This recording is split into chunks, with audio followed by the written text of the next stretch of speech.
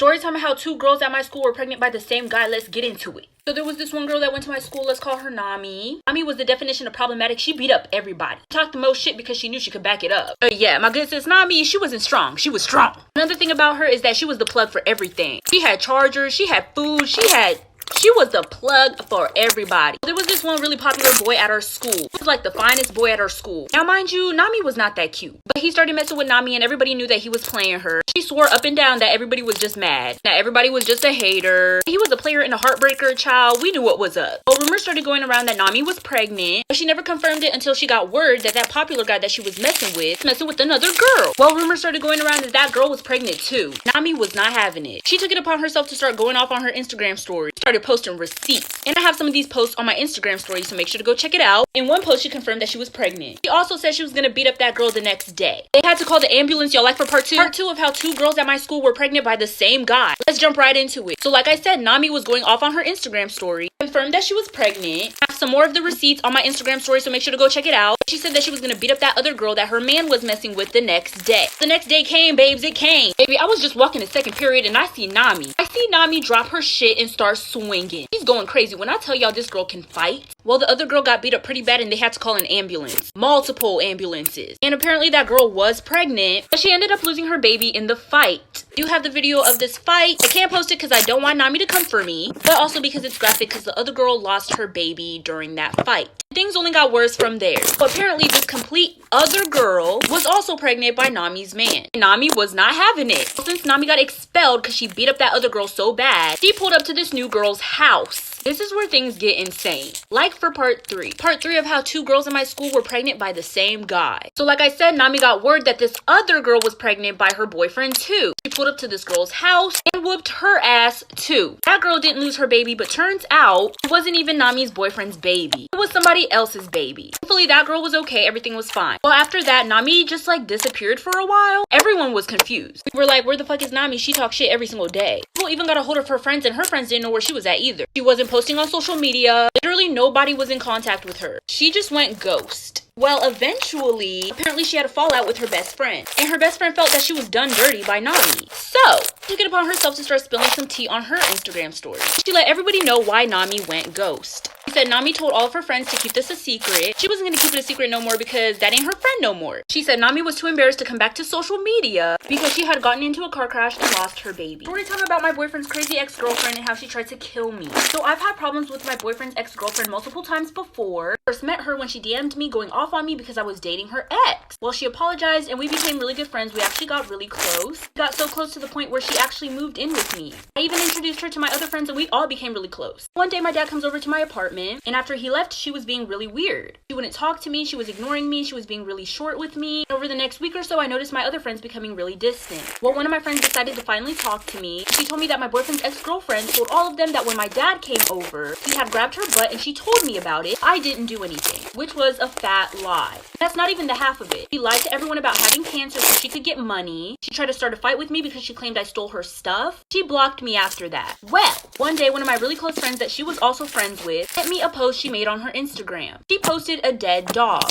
and captioned it, "My heart is torn. I accidentally ran over my dog." It was my dog. Like for part 2. Part 2 about my boyfriend's crazy ex-girlfriend and how she tried to kill me. So like I said, my boyfriend's crazy ex-girlfriend posted a dead dog on her Instagram. Captioned it saying she was so sad she accidentally ran over her dog. Well, it was my dog. At this time, I'm not home, so I immediately go home. Like I said, she lived with me and I could tell that that picture was taken in the front of my apartment. But when I pull up, I see her looking out our window. When she sees me, she runs away from the window. I'm livid at this point. This bitch killed my dog. So I run to get into my apartment and she meets me at the door. She tells me that there's a fire in our apartment to leave all my belongings outside. So I drop my phone, purse, keys, and we run up to the apartment. She shows me the fire, says she's gonna go get help, and runs out of the apartment. And closes the door behind her. Get a bucket and fill it up with water and put some of the fire out. While I think my boyfriend's ex is going to go get help. Well, the fire started growing faster and I needed to ditch and get out of the apartment. When I tried to get out, I noticed that the lock on the door was changed. The part where you put in in your key to get into your apartment was on the inside facing me. I didn't have my keys because she told me to leave them outside. Like for part 3. Part 3 of my boyfriend's crazy ex-girlfriend and how she tried to kill me. My boyfriend's crazy ex-girlfriend locks me inside my apartment while there's a fire, and I couldn't get out because she changed the lock on the door. So I knew my only choice was to put out the fire unless I wanted to jump out the window. Well, the smoke is getting really thick at this point. The fire had not gotten out of hand yet, so there was still a chance that I could put it out and save my stuff and my life.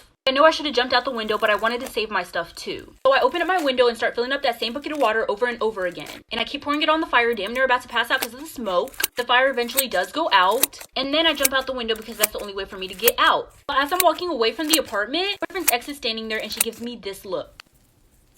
She was annoyed that I was alive. When the firefighters and the police arrive, police start questioning everyone, and when they question me, I tell them that she tried to kill me and also put everybody else in the apartment's life in danger too. But after they took her down to the station to question her, she confessed to everything, including killing my dog. Now she's serving time in jail for attempted murder of me and my neighbors.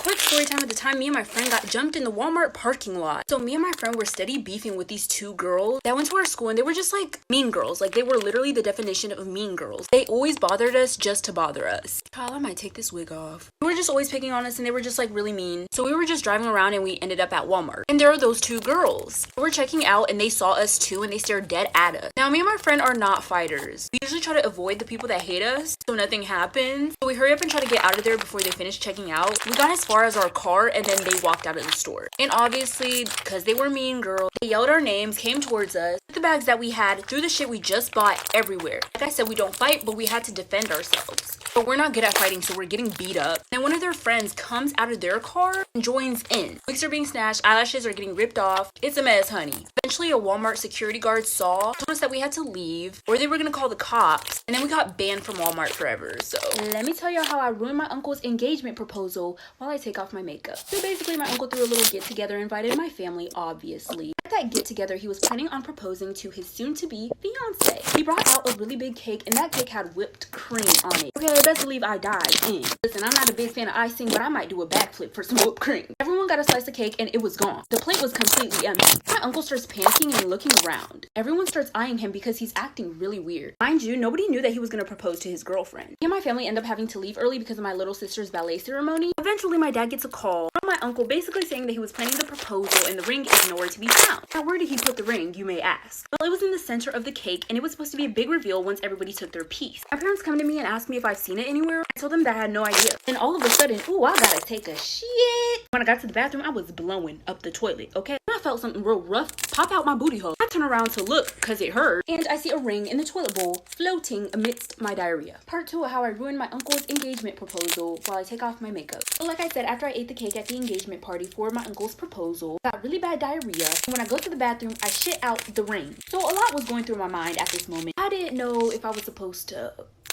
grab it. Do I reach into my diarrhea and take it out? Do I rinse it and then give it back? Or do I just flush and act like I didn't see shit? Who would really want a ring that was sitting in somebody's diarrhea? Even if I rinsed it, even if I washed it with soap, it still had the diarrhea particles on it. There's all different types of creases in rings. So best believe I flushed that shit. Act like that whole thing did not just happen. Well, things took a turn for the worse once my uncle said that he paid $10,000 for that ring. I felt extremely guilty. I'd rather feel guilty than admit to anybody what happened. Till this day, nobody in my family knows what happened to that ring. I will live with the secret until the day that I die. Story time on how my boyfriend got away with touching his own little sister. So I started dating this guy in like 2018.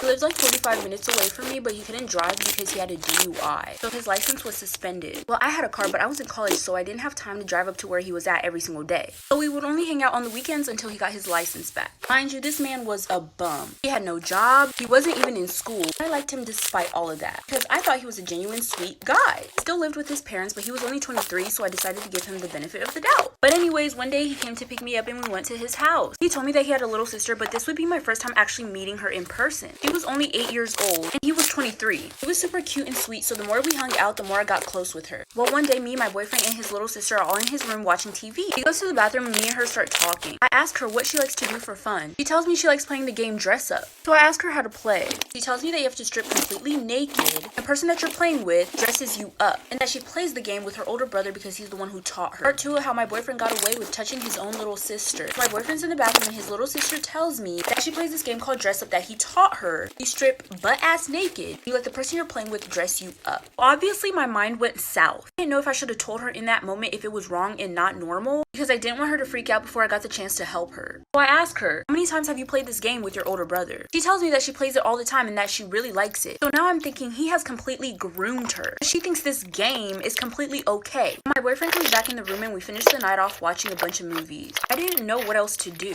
So I leave his house and then the next day I call him and I ask him about this little game. The first thing he does is get mad. He says that she's young and dumb and doesn't know what she's talking about. That it's wrong of me to just falsely accuse him of things like this. So he breaks up with me. I didn't really care, but I was thinking about his little sister. That I needed to get back into that house so I could ask her more questions. So I begged for him back. Even though I didn't really like him, I told him that I believed him, that I wanted to come over so we could work things out. This is what happened when I went to his house. Part 3 of how my boyfriend got away with touching his own little sister. So he breaks up with me after I tell him what his sister told me about this game that they play where you strip completely naked. Yeah, that game. Me not having enough proof to take it to the authorities just yet, I begged for him back so I can go over to his house again, get more info from his little sister. For some odd reason, when I went over to his house, his little sister just wasn't anywhere to be seen. Me and him are sitting in his room watching a movie, and he goes to the bathroom. I see his little sister peek her head through the door. I'm like, hey, come here. She seems super excited to see me, and she tells me, Mom and Dad told me I couldn't talk to you anymore. So I ask her why, and she says that they told him that I was a bad person and I make up lies about people. People, including her older brother. So I ask her what lies I made up. She says they didn't tell her. Now I'm thinking, so the parents are in on it too. So I continue to ask her questions about this game that they play. I'm like, have you told your parents? She says yes, she told her parents that they didn't see anything wrong with it. That's just another reason for her to think that it's okay. So that's when shit goes south and her parents walk in. Part 4 of how my boyfriend got away with touching his own little sister. So my boyfriend's little sister tells me that their parents know about this game that she plays with her older brother, where they strip completely naked.